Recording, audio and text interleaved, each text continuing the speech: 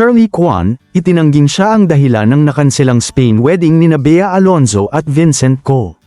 Muling naging sentro ng usapan sina Shirley Kwan at Bea Alonzo matapos magsalita ang veteran talent manager tungkol sa kanilang paghihiwalay bilang manager at talent, pati na rin sa kontrobersyang nakapalibot sa unang planong kasal ni Bea kay Vincent Co sa Spain.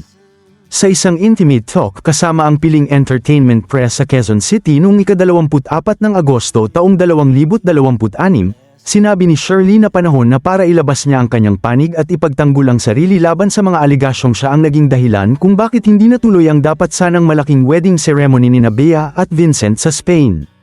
Ayon kay Shirley, nang lumabas ang mga ulat na siya umano ang culprit o meddler sa pagkansela ng wedding, agad niyang tinawagan si Bea.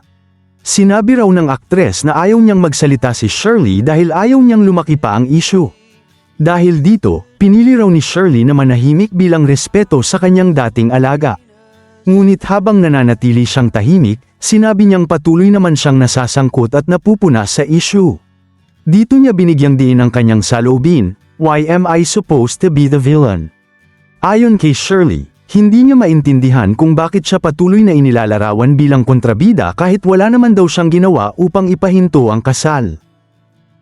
Mas naging malinaw umano sa kanya ang usapin nang kausapin niya si Bea noong ika-11 ng Agosto, ang araw na tinapos niya ang kanilang 6 na taong professional relationship. Tinanong daw niya ng direkta ang aktres kung siya ba ang dahilan ng pagkansela ng kasal. Aniya, sumagot si Bea ng no. Hindi. Muling nagtanong si Shirley kung sinabi ba niya kay Bea, kahit pabiro lamang, na kanselahin ang kasal. Muli raw ang sagot ng aktres, no, never. Dahil dito, sinabi ni Shirley na mayroon siyang resibo upang patunayan ang kanyang panig at hinamon ng mga taong nagsasabing siya ang dahilan ng pagkansela na maglabas din ng kanilang ebidensya. Ang paghihiwalay ni Shirley at Bea. Noong ika-11 ng Agosto, opisyal na tinapos ni Shirley ang kanyang professional relationship kay Bea matapos ang 6 na taon. Ayon sa talent manager, isang event na siya mismo ang nag-secure para kay Bea ang naging last straw. Sinabi ni Shirley na nalaman niyang disinvited siya sa event na kanyang inayos at isinara. Hindi na niya idinetalye kung anong event ito, ngunit sinabi niyang labis siyang na-offend dahil wala naman daw siyang ginawang dahilan upang tratuhin siya ng ganoon. Matapos niyang sabihin kay Bea na aalis na siya bilang manager, sinabi raw ng aktres, How did it come to this?